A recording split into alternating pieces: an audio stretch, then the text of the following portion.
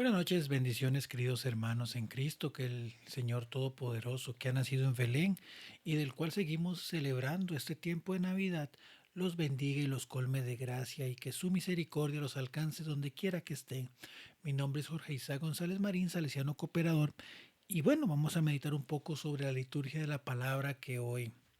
durante este día estuvimos pues reflexionando al recordar a este par de titanes de la fe como lo eran San Gregorio Magno y también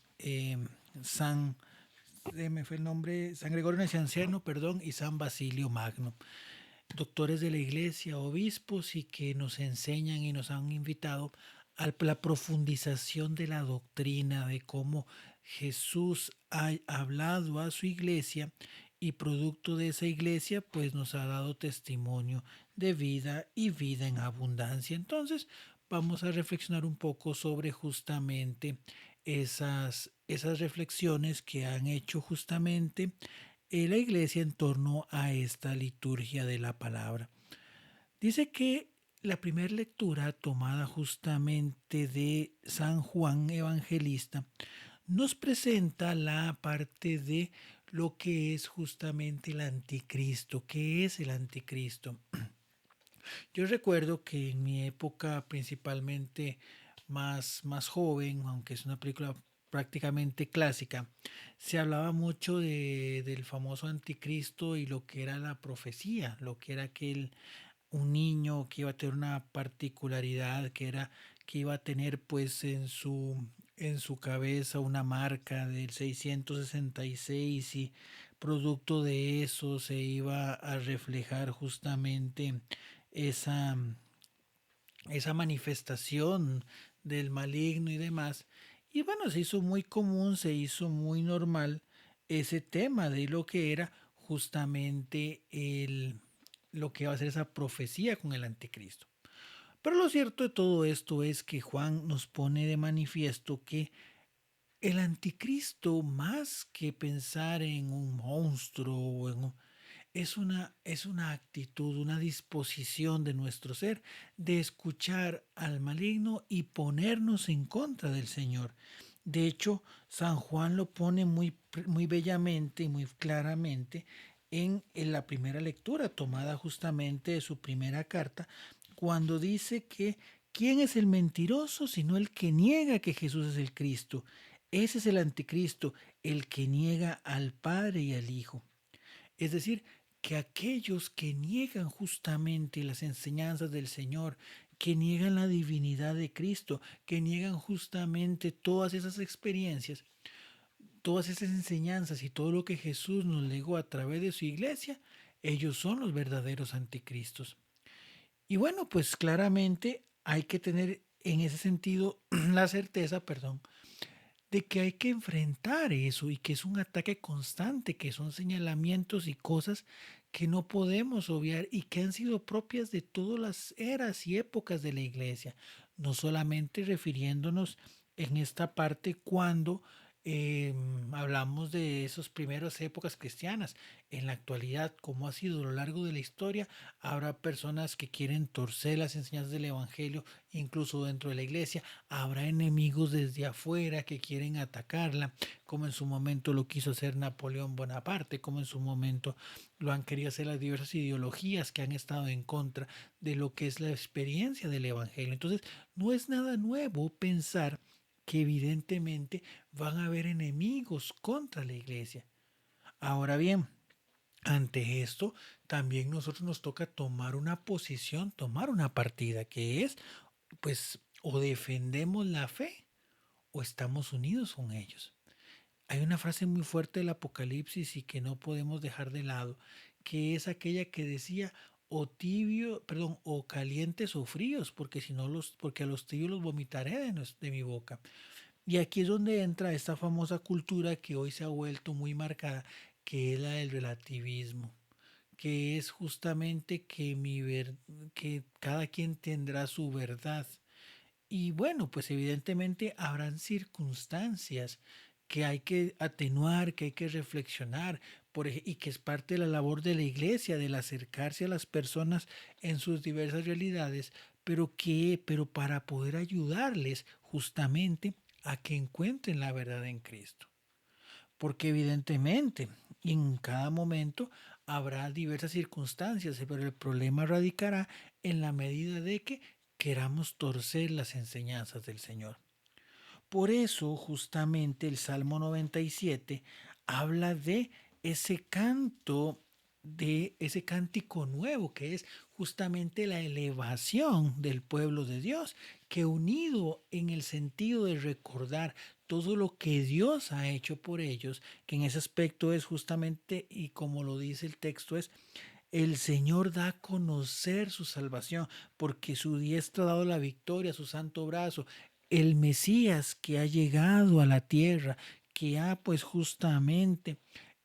se ha introducido en la realidad humana. ¿Para qué? Para que podamos tener vida y vida en abundancia. Esa realidad, esa experiencia, con esa certeza de saber de que el Señor nos ha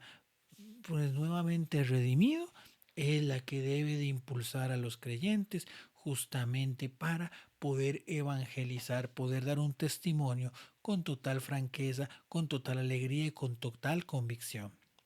Claro, es importante que nosotros nos hagamos en ese aspecto, pues también conocedores, que nos formemos, que entendamos, pero siempre buscando en ese proceso que estamos llevando la experiencia de un encuentro con Dios y tener y saber definir nuestro lugar. Y el modelo, y uno de los modelos por excelencia que nos permiten ver esa actitud del discípulo, del apóstol, del enviado, es justamente Juan Bautista, quien de cuyo testimonio nos da en este caso pues referencia el texto del Evangelio. Juan venía llamando la atención de las personas y va generando una expectativa. ¿Por qué? Porque recordemos que desde el primer momento en el vientre de de su madre Isabel, ante la visita de María y ese encuentro de Jesús recién encarnado, recibe la fuerza del Espíritu Santo. Entonces él hablaba con poder, él hablaba sin temor, él pues justamente eh, decía y también en ese aspecto protestaba, pues declaraba aquello que fuera necesario en función de que hubiera una conversión. Y ante esta realidad que era tal vez poco visible o poco, ¿cómo llamarlo? Tal vez un poco referenciada en esos momentos por su fortaleza, por su viveza y también por su gracia,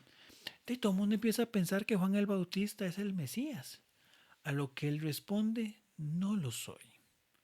Yo no soy ni digno de soltar la correa de su sandalia. Y es algo muy interesante que tiene un simbolismo dentro de la cultura judía y que también tiene una referencia muy importante para todos aquellos que de una u otra manera servimos en el elemento de la evangelización.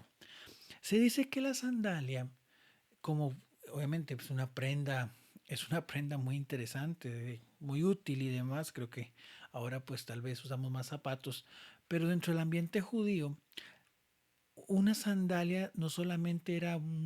algo para andar, o sea, un calzado, también era un símbolo. Cuando una persona hacía un contrato de compraventa, cuando se cedían los derechos propiamente de un bien,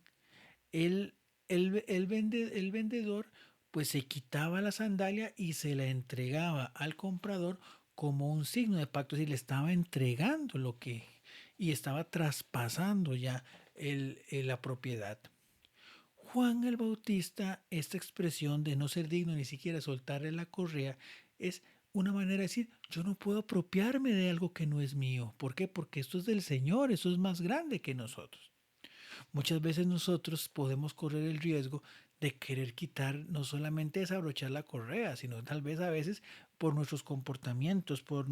a veces incluso por un amor mal encausado, porque no voy a juzgar corazones porque evidentemente no estoy en posición de, más bien yo tal vez puedo ser yo el primero que me equivoque. A veces también ante esa euforia nosotros nos apropiamos justamente de lo que es la obra de Dios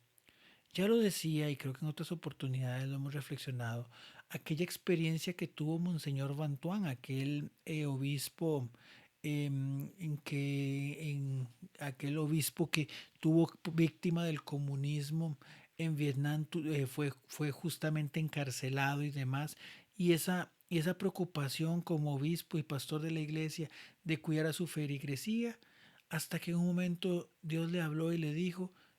preocúpate por Dios y no por las obras de Dios. Que nuestra mirada esté siempre en aquel que seguimos y no en sus obras, porque a veces podemos correr el riesgo de que en el tanto hacer podemos pensar que estamos llevándolo por buen camino, cuando puede ser que no lo sea. Pero para eso tenemos que pedirle a Dios esa guía para poder verdaderamente, como decía anteriormente, ser justamente como San Juan Bautista, que él incluso más adelante decía: "Te es necesario que yo mengüe, que yo me haga más pequeño para que él crezca". Lo mismo que en este caso nos recordaban también justamente San Basilio Magno y San Gregorio Nacianceno. Pidámosle al Señor que nos dé esa humildad de poder servirle con entusiasmo, de poder entregar nuestros dones, de poder luchar contra una sociedad completamente anticristiana, contra muchas personas que tal vez se han dejado envenenar y están en contra del Señor, pero siempre buscando la conversión de ellos y que el mensaje del Evangelio, que es paz y misericordia, llegue a todos y cada uno. Que Dios les bendiga y que tengan una excelente noche.